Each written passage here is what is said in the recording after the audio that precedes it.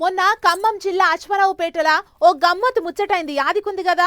అదేనుల్లా municipal ఓట్లలో పోటీ చేసి ఓడిపోయిన ఒక ఆయన వంచిన సొమ్మును వాపస్ తీసుకున్నాడు.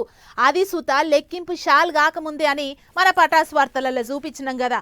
అగో గా ముచ్చట చూసినాక ఈయనను చూసి ఇంకెంతమంది బయలుదేరుతారో అని అనుకున్నాం కదా. అన్నట్లే బజార్ల పొంటి తిరుగుతాండ్లు కొంతమంది ఓడిపోయిన అభ్యర్థులు. ఇక చూడుండ్రి వాళ్ళ తిప్పలు ఎట్లున్నదో.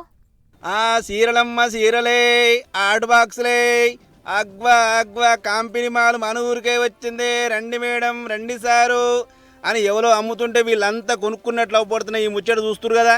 ఇది యాదాద్రి భువనగిరి జిల్లాలో అయింది. భువనగిరి మున్సిపల్ ఓట్లలో నిలబడి ఓడిపోయిన చేపాటి అభ్యర్థి స్వరూపరా అని ఒకటో వార్డులో పోటీ చేసి ఓడిపోయిందట.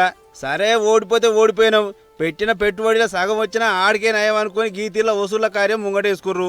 ఇల్లు తిరుక్కుంటా, ఓ అమ్మా నాకు ఓటేసినవా, వేయకుంటే నేను ఇచ్చిన పైసలు సీరలు ఆర్ట్ బాక్స్ నాయ నాకు ఇచ్చేయాలి అని అడుగుతుంటే అందరు జమై ఈవెన్ ఇయ్యవన్నోళ్ళు మేమేమైనా అడిగినావా, కొంచెమో నీ సొమ్ము నీది అని అందరు ఆడవారేసిరు.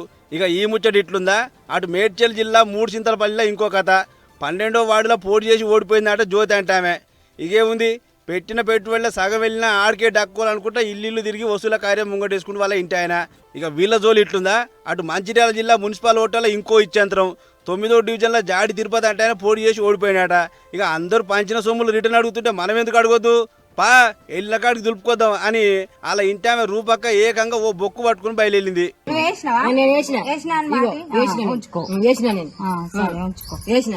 మీరు మంత్రాలు ఇవ్వరు, మీరు రమ్మనాలు ఇవ్వరు, అడుక్కునేందుకు చెప్పు.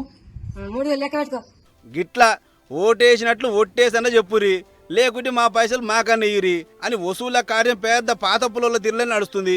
మొత్తానికి అభ్యర్థులు సూత తెలివి మీరి పో. ఓట్ల ముందు వంచుడు, ఓడిపోతే అప్పుల తీర్ల ఇల్లు తిరిగి వసూలు చేసుడు. ఏటొచ్చి నడుమల జనం సాగుదలకు వచ్చింది కదా ఈ ఓట్లు అని అనుకుంటారు ఈ ముచ్చట చూసిన జనాలు.